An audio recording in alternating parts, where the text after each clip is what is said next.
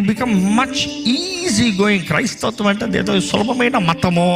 లేదు లేదు లేదు లేదు. తన్ను తాను ఉపేక్షించుకుని తన సిలువెత్తుకునే అనుదినమో చాలా కష్టం. నిన్ను నువ్వు ఉపేక్షించుకోవాలి. నో, నేను కాదు, నేను క్రీస్తుతో పాటు సిలువ వేయబడి ఉన్నాను. నేను కాదు జీవించినది, నేను కాదు క్రీస్తు. ప్రతి దాంట్లో నీ ఇచ్చలో, నీ ఆశలో, నీ కోరికలో నో. నాకు కావాల్సిందే నో. నాకు మంచిగా అనిపించదు నో. ఫోటోగ్రఫీ చూస్తానికి మంచిగా అనిపిస్తుందంట, కానీ పాపం కదా, తెగులు కాదా, అపవాది నాశనం కాదా, అపవాది నిన్ను పాడు చేస్తాం కాదా. ఈరోజు ఎంతమంది అపవాది ఊబుల్లో పడి చస్తున్నారండి. దేవుడు ఎలా రక్షిస్తాడు? నువ్వు అపవాదికి బలిపీఠాలను కడతా. ప్రార్థనకి సమయం లేదు, సినిమాలు చూసుకుంటానికి సమయం ఉంది. దేవుడు కార్యం జరిగిస్తాడా? ప్రార్థన వాక్యానికి సమయం లేదు. ఆ సోషల్ మీడియా అని, ఆ ఫోన్లో చెత్త పాపంని విచ్చలవిడి కార్యాలను చూసుకుంటానికి నీకు టైం ఎట్లా పోతుందో తెలియదు అంటారు.